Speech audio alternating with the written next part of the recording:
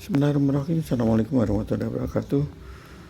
Tapi pun adik-adik mahasiswa semester 9, saya ingatkan pada kemarin jangan lupa absen di layar, ikuti kegiatan dengan tertib dari awal sampai akhir, diskusi, berpartisipasi dalam diskusi, kemudian buat kesimpulan, adakan tanya jawab. Pada pagi ini akan kita bahas masalah modul 6 dan 7, pertama KTSP dan kurikulum berbasis kompetensi. KTSP merupakan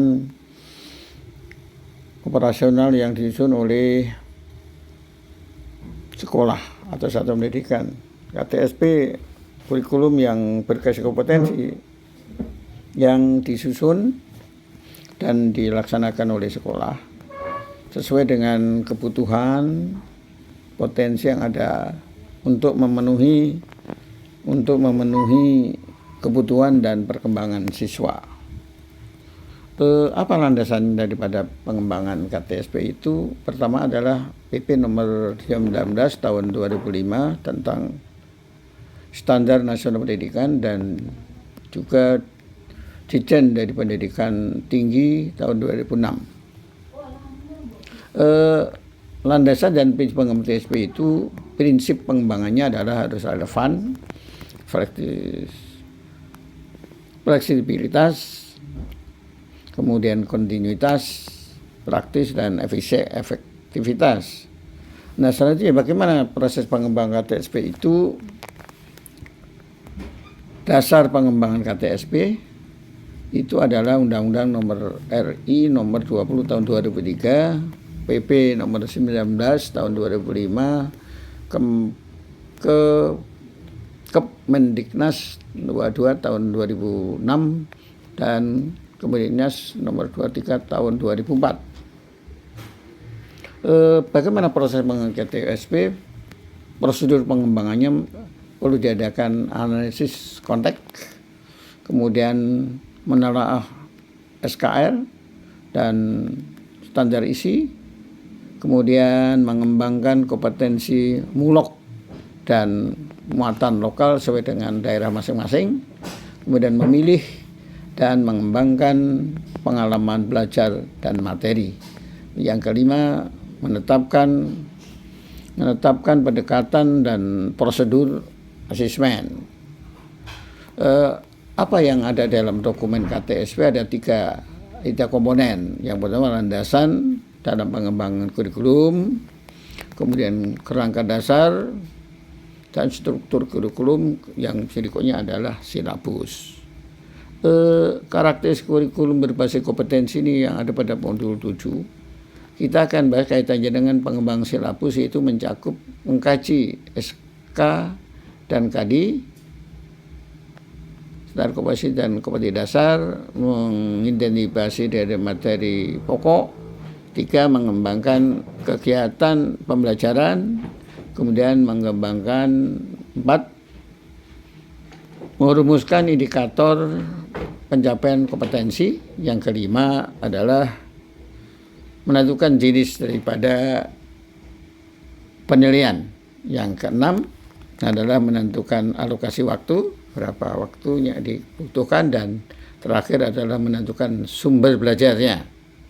Itu kaitannya dengan masalah karakteristik kurikulum berbasis kompetensi tentang pengembangan silabusnya. Nah, selanjutnya bagaimana karakteristik kurikulum berbasis kompetensi itu? Pada pihak-pihak yang terkait dengan pengembangannya adalah guru, kepala sekolah, kemudian komite, dinas pendidikan, dan seluruh staf sekolah dan stakeholder. Landasannya adalah Undang nomor 20 tahun 2003, pengembangan atau memperdayakan semua komponen di dalam masyarakat dan sekolah. Selanjutnya terkait dengan modul 7 yang kita akan kembangkan adalah prospek pengembangan kurikulum masa depan yang akan mengarah kepada lebih efektif, lebih fleksibel, personal, holistik dengan mengupayakan teknologi digital, AI, VR, dan AR yang intensif. Selain itu, kurikulum akan lebih fokus pada implementasi abad ke-21 seperti berpikir kritis, kreatif, kolaboratif, dan adaptabilitas, serta menghubungkan pembelajaran sepanjang hayat dan pendidikan karakter untuk menyiapkan generasi yang tangguh menghadapi perubahan global. Tren yang utama di dalam pengembangan kurikulum masa depan itu adalah yang pertama fleksibilitas dan personalisasi. Yang kedua integrasi teknologi digital. Yang ketiga fokus pada kompetensi masa depan. Pembelajaran sepanjang hayat, kemudian kolaborasi dengan dunia kerja. Yang ketujuh, mengorganisasi karakter, mengembangkan karakter, kemudian pendekatan holistik itu yang dikembangkan di dalam pengembangan kurikulum masa depan. Bagaimana prospek utama dalam organisasi masa depan? Yang pertama, kurikulum yang adaptif dan personal tadi, pembelajaran berbasis diferensiasi, kemudian fokus pada kebutuhan khusus, kemudian penguasaan data, analistik atau teknologi yang digunakan. Kemudian dua, integrasi teknologi dalam pembelajaran, kesadaran dan bantuan AI dan LOT, kemudian pembelajaran jarak jauh dan hibrid, kemudian literasi digital. Kemudian yang ketiga adalah pengembangan kompetensi abad 21 itu 4C, yaitu 4C. Kemudian pembelajaran berbasis proyek, kemudian yang ketiga keterampilan soft skill dan soft skill. Itu yang penekanannya.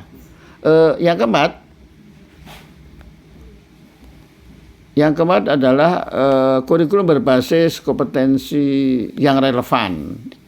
Itu harus relevan dengan dunia kerja.